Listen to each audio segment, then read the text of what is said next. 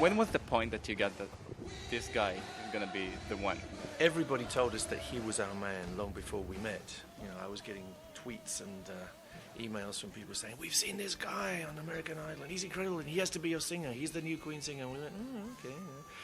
Put on the, dial it in. Oh, well, there he is. Yeah, he's pretty good. And then they asked us to go over, and we appeared with Adam and his co in the final.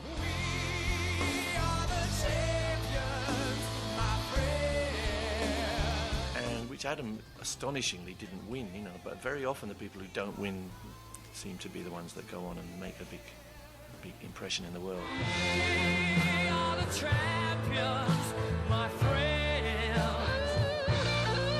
Adam, you get into some very, very big shoes. You know, I bring very big shoes to the show. I mean, I'm a shoe maven. It's very important for me, footwear.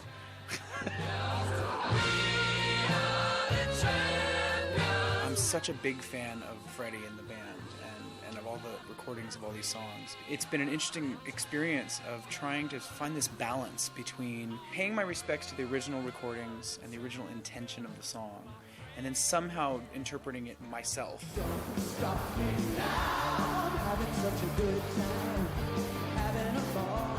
You have fans like 14 years old and 78 years old. What's the magic that remains after so many years? I think the magic partly was in the material, and the material was strong because we were 4 writers clamouring for attention in fierce competition. They're songs about normal people with normal kind of aspirations, and I think that goes across the generations.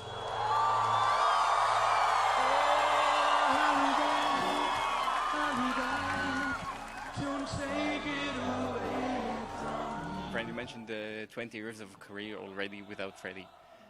Who do you miss more, the performer, the friend? All of that, yeah. It's like losing a family member. And I mean, Queen was together longer than any of our marriages. You reprogram your life when you lose, if you lose your father or your brother.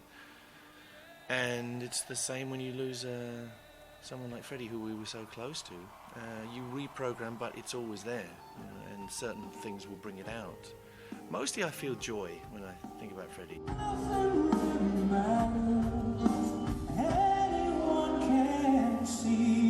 It's nice that we have Freddie in the show, and Adam very graciously kind of performs with Freddie, and I love that, because Freddie is part of the band, and he's part of us now.